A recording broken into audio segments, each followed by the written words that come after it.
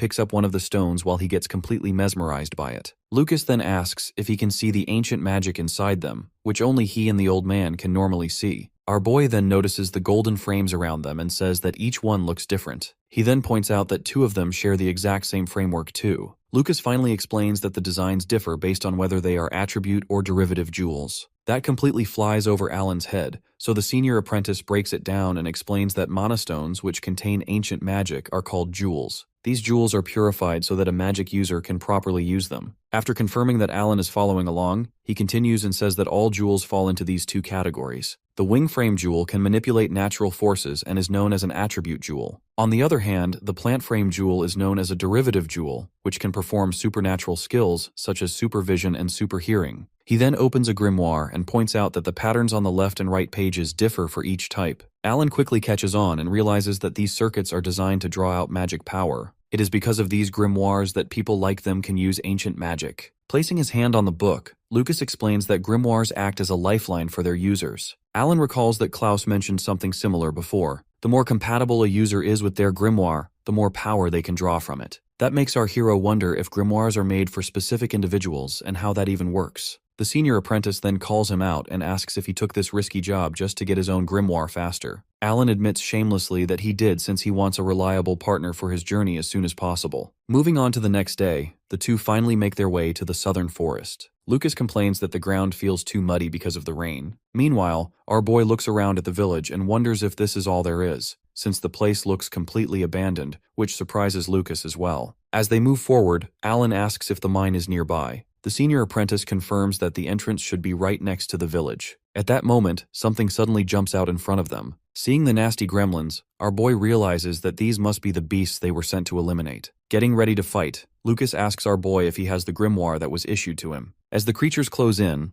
Alan recalls that he was given fire water and earth attribute stones. Even though fire would be the most effective, it would burn down the forest. Lucas then tells Alan to stay close to him at all times for safety, but our boy brushes it off and declares that he can handle himself. With that, he summons his grimoire and prepares to fight. Alan places the Earthstone into his grimoire as he confidently states that he can protect himself without much trouble at all. He places his hand on the ground, which sends sharp rocks shooting upward toward the wolf creature's core stones and kills them instantly. Lucas feels surprised to see that the newbie knows exactly where to strike, and Alan proudly explains that he read about it in his book just the previous day. The senior looks clearly impressed and calls him worthy of being the master's apprentice without hesitation. He allows Alan to go all out and joins him as they take down several wolf monsters together in quick succession. However, they suddenly hear a scream from a distance and turn to see a village guard under attack by one of the creatures. Lucas quickly clears a path by blasting the monsters away, but it becomes obvious that they will not reach the guard in time at their current pace. At that moment, Lucas grabs Alan and tells him to hold his grimoire tightly as he summons the dancing wind Istrafika. The spell launches them forward at incredible speed, and as soon as they close in,